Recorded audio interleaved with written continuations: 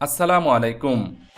সংযুক্ত আরব আমিরাতের দুবাই আন্তর্জাতিক বিমানবন্দরে হামলা চালিয়েছে ইরান। এতে বিমানবন্দরটির যাত্রী লাউঞ্জের ছাদের একটি অংশ ক্ষতিগ্রস্ত হয়েছে। এ ঘটনায় 4 জন আহত হয়েছে বলে জানিয়েছে দুবাইয়ের গণমাধ্যম। এরই মধ্যে বিশ্বের অন্যতম ব্যস্ত এই বিমানবন্দরের ফ্লাইটের সকল কার্যক্রম স্থগিত করা হয়েছে।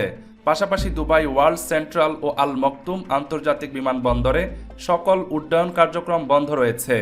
এক বিবৃতিতে এ খবর জানায় দুবাই মিডিয়া অফিস।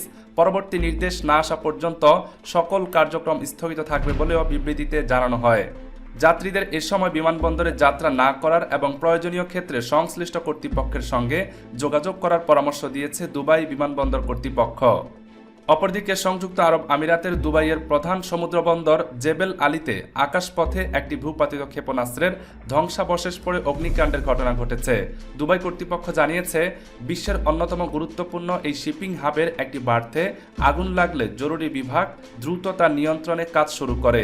সংযুক্ত আরব আমিরাতের দুবাই, কাতারের দোহা ও ইসরায়েলের তেল আবিবে আজ রোববার 1 মার্চ সকালে নতুন করে বিস্ফোরণের শব্দ শোনা গেছে।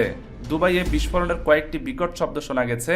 দোহার বাসিন্দারাও বলছেন, এ শহরে কমপক্ষে 11টি বিস্ফোরণ ঘটেছে। এদিকে যুদ্ধ পরিস্থিতির প্রেক্ষাপটে সংযুক্ত আরব আমিরাতে অবস্থানরত প্রবাসী বাংলাদেশিদের বিশেষ সতর্কতা অবলম্বনের আহ্বান জানিয়েছে আবুধাবিস্থ বাংলাদেশ দূতাবাস। নিরাপত্তার স্বার্থে অতি প্রয়োজন ছাড়া বাইরে না যাওয়া এবং স্থানীয় সরকারের নির্দেশ মেনে চলতে বলা হয়েছে। দূতাবাসের এক জরুরি নোটিশে বলা হয়, নিরাপত্তার স্বার্থে প্রবাসীদের যে কোনো সামরিক স্থাপনার আশপাশ থেকে দূরে থাকতে হবে এবং নিজ নিজ বাসা অথবা নিরাপদ স্থানে অবস্থান করতে হবে।